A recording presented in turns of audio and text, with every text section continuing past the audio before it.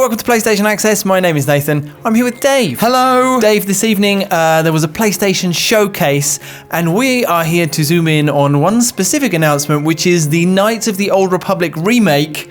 Big news for us, because we both love Star Wars. I love it slightly more than Dave. But Untrue. We're not here to talk about that. But what we are here to talk about is, Dave, you've played Knights of the Old Republic. I don't know how, because it's the first time it's been on PlayStation. But I love Star Wars, you love Star Wars, I haven't played it, you have, and you're here to tell me why I should be excited.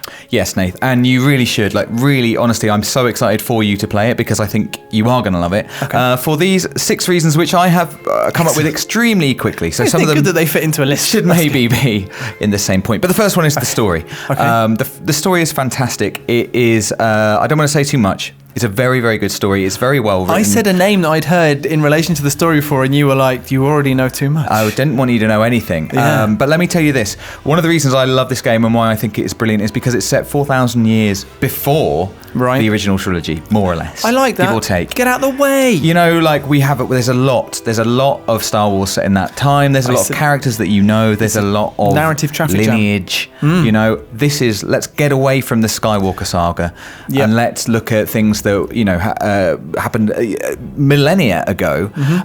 It frees up Star Wars from the kind of confines of the things we already know. It makes it very different to the cinematic universe and all the other stuff that's going on. There's a freedom to it, right? And one thing I love about the story is at the start, basically the Jedi are a dwindling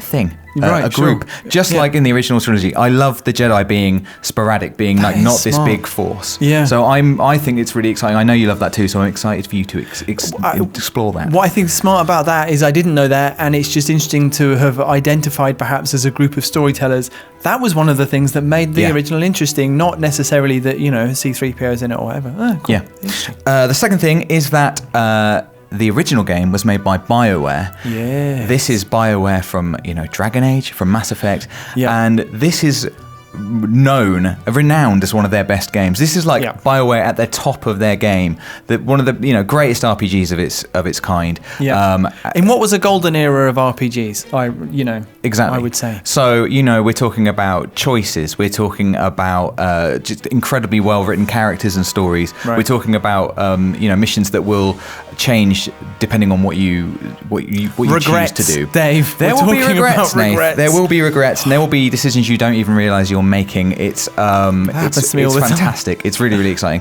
My third point, maybe this is just for you and I, but I love it.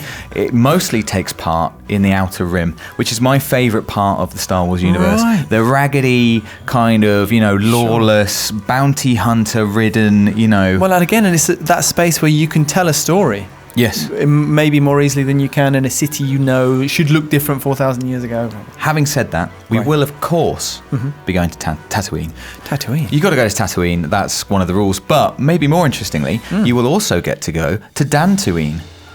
Interesting. The lesser-known Dantooine. Which Princess Leia mentions very briefly. That's where she sends the Death Star to find the Rebel base. But it's not there. No. They're not there. Sorry, that's spoilers for the original trilogy there. Yeah. The fourth point is that there is, it's a BioWare RPG, perhaps not surprising, character creator. I was going to say, when you were talking about choice and things, one of the only things I know about this game is that you can, what is it, kind of a build your own Jedi? Do you even play a Jedi? I genuinely don't know. Well, you've actually gone to the next point. Sorry. Talking about customization, if there is anything else to say. I mean, basically that was it. Like, I think that's really exciting. To get to build your own character into Star Wars, I think is cool. And I know that people love it. I'm not massive on character creators usually, but getting to put your own stamp on it. Also, there are parts in the story where it's just very cool. You're just going to have to take my word on this. Okay. The character creation is great. Yeah. It's BioWare. It's Star Wars, and also there are points in the story where it's just a very nice. It adds something.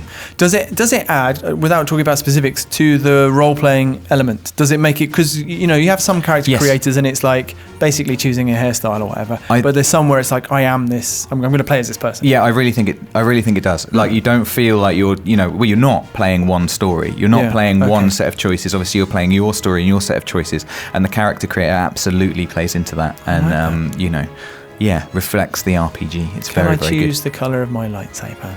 What lightsaber? I don't know that. How do you know you'll be getting a lightsaber? Just assumed I might. You might be Christmas. getting a lightsaber, and you might be able to choose the color, which is basically number 5. Now. Okay. It's not necessarily. You won't necessarily be a good character or a bad character. I see. I mean, this is There's sort of a moral implied. dimension to the choices and regrets. There are, yeah, and this is sort of implied, I guess, by the earlier points. Like I said, I've put this list together very quickly because I'm very excited, but Yeah. I wanted to give you a hint of, there are, Star Wars is known for its sides, its good sides and its bad sides. Indeed. And you will get to dabble in those. The light and the dark. Indeed. Lastly, I think this is really exciting to say, repeat. It's in the title. It's a remake. Sure. So this isn't, being remastered. This is being completely remade from the ground up. In fact, I wrote down a quote. Dave has done a bit of I've reporting. done some research. A quote from the PlayStation blog, which said, "We're rebuilding one of the greatest RPGs of all time," I've been telling you that, "for a new generation with modern tech, features, visuals, and more." It's from Aspire. Yeah, right? So it's from Aspire. it's a company that I'm not sure how much notice they've got out in the wider world, but you and I know them because they have been doing smaller remasters, I would say, of some of the sort of classic Star Wars games, and some of them are on the channel, so we've been in touch with them, and we've been following them a little bit. It's exciting to see what they do with this, for sure. Yeah, I mean, I think this is one of those games that really does deserve a remake as opposed to a remaster. A remaster would have been great, and to just play it on PlayStation would be amazing.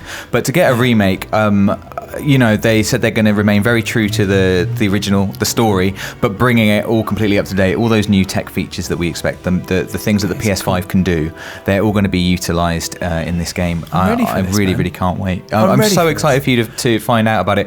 I know that me and some of our friends have spoken about it, and you're just kind of on the periphery, and I know you love Star Wars almost as much as me. It's because I can't go back to, I'm never gonna play it on PC basically. But so this is great, and also there's a lull in the wider world of Star Wars at the moment. There is on the big screen. But also the last bit of Star Wars that I really love, The Mandalorian, I think gives you a good taste for this. Again, it's the Outer Rim. There are Mandalorians in Knights of the Old Republic.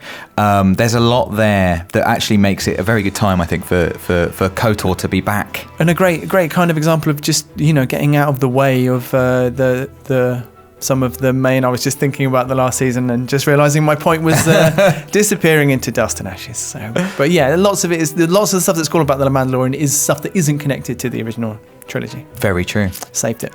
So there you go. That was kind of 6, I'm going to say, 6 reasons that maybe, Nath, you specifically will love it, but I think there's a lot out there for everybody. If you've played it before, I know that you'll be excited for this. And if you haven't, honestly, you really should be. It's going to be great, and I can't wait to get my hands on it.